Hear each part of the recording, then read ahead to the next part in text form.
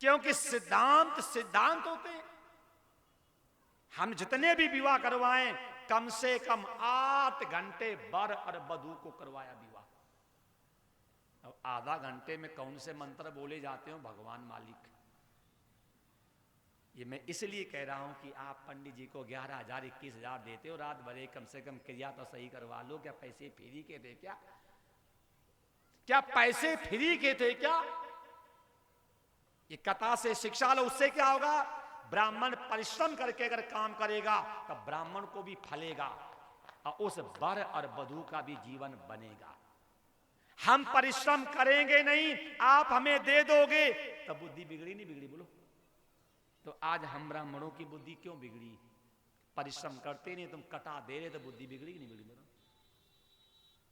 एक कथा से शिक्षा ले लो। सप्तपदी हुई है, इसके बाद सिंदूर दान हुआ है। इसके बाद शिव पुराण में कुमार कलेवा की भी बात आई है। कुमार कलेवा के बाद जब विदाई का अवसर आया है तब मैना ने ब्राह्मण स्त्रियों को बुलवाया है। देखो ये शिक्षा। पहले मेरी माताएं ब्राह्मण स्त्रियों को बुलवा करके अपनी बेटियों को पतिव्रत धर्म की शिक्षा दिलवाती थी। सुनैना ने, मैना ने, पहले जितनी भी रानियां हुई हैं, सारी की सारी रानियां ब्राह्मण स्त्रियों को बुलवाती थी और अपनी बेटी को पतिव्रत धर्म की शिक्षा दिलवाती थी। बोलो, आप लोगों में किसी भी मां ने अपनी बेटी की विदाई के समय किसी ब्राह्मण स्त्री को बुलवा करके उपदेश दिलवाया? ना। अब उपदेश स्वयं देती हैं। क्या?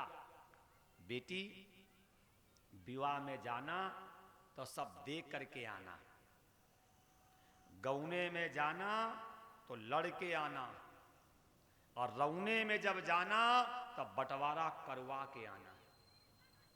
बोलो, सही गलत है? चिंता मत करना।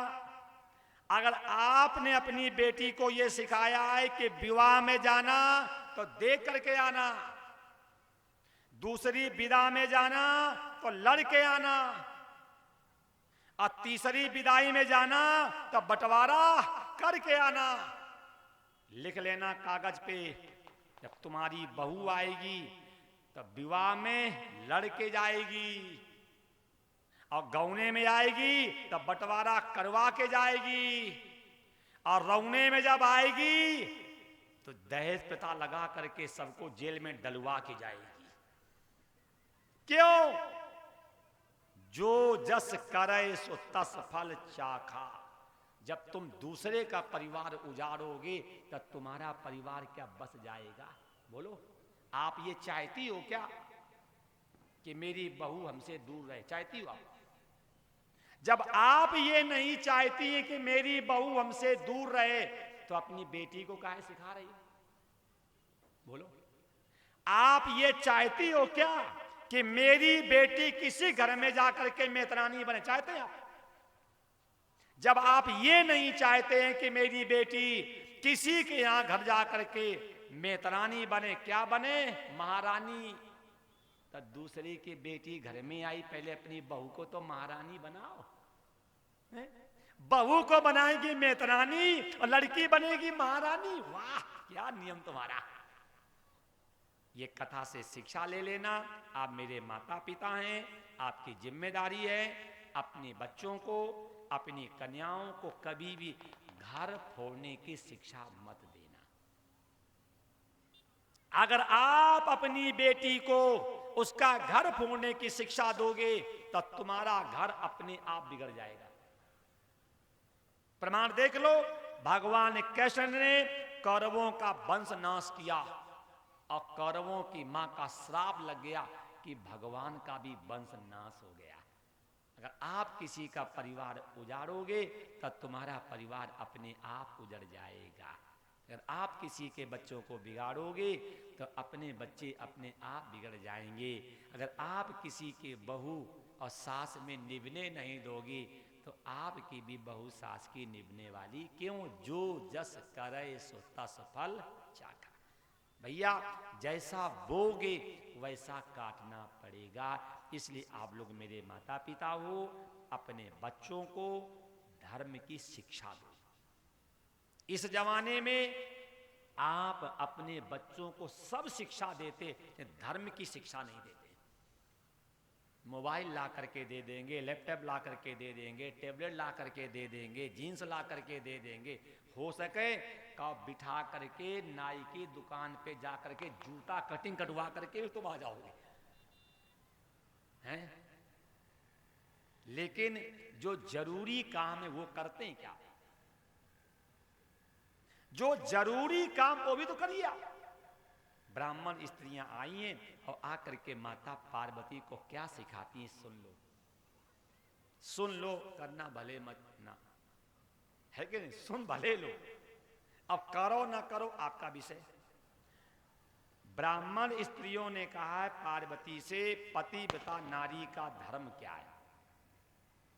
पति को खिला करके खावे, पति को सुला करके सोवे, पति से पहले उठे, कोई भी ऐसा काम ना करे जिससे उसका पति उससे दुखी रहे। फिर आगे क्या लिखा है? यथा गंगा स्नानेन शरीरम पावनम भवेत्, जैसे गंगा स्नान करने से शरीर शुद्ध होता है, ऐसे पतिव्रता नारी दृष्ट्वा सकलम पावनम भवेत्। गंगा स्नान करने से शरीर शुद्ध होता है, अब पतिव्रता नारी के दर्शन करने से सकलम, मन वाणी कर्म तीनों शुद्ध हो जाते हैं। तो बोलो अब गंगा नहाना धर्म है कि बेटी को पतिव्रता बनाना ही धर्म? बोलो। जा रही अपना प्रयाग में, अब बेटी जा रही क्लब में, बताओ प्रयाग वहां क्या करेगा? बोलो। आप बेटी को संस्कार दे दो तो घर में प्रयाग पैदा हो जाएगा। क्यों? यथा गंगा स्नानेन शरीरम पावनम भवेत् तथा पतिव्रता दृष्ट्वा सकलम पावनम भवेत्। जैसे गंगा स्नान करने से शरीर शुद्ध होता, ऐसे पतिव्रता नारी के दर्शन करने से सकलम, मन वाणी कर्म तीनों शुद्ध होते हैं।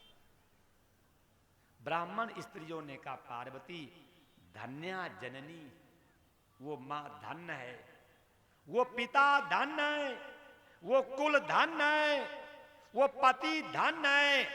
यस गृहे पतिव्रता नारी, जिसके घर में पतिव्रता नारी है। अब पतिव्रता नारियों से तो ग्रंथ भरे पड़े हैं। देख लो सिलोचना, देख लो कुंभकर्ण की पत्नी,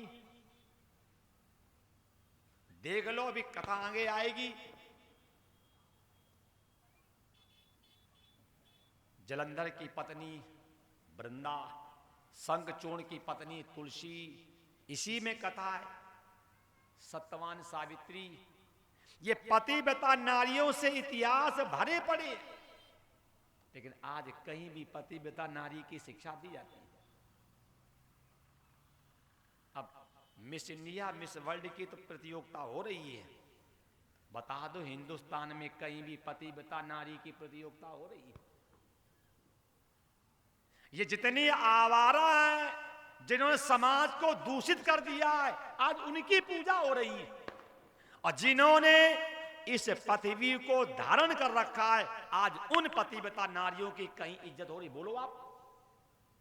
आज तक बता दी किसी भी उत्सव में अगर पतिव्रता नारी को सम्मान दिया गया तो बता दो। ये कथा से शिक्षा ले लेना, शिवपुराण शिक्षा दे रही कि पतिव्रता नारियों की इज्जत करनी चाहिए। उससे क्या होगा? जहां जहां पग पड़े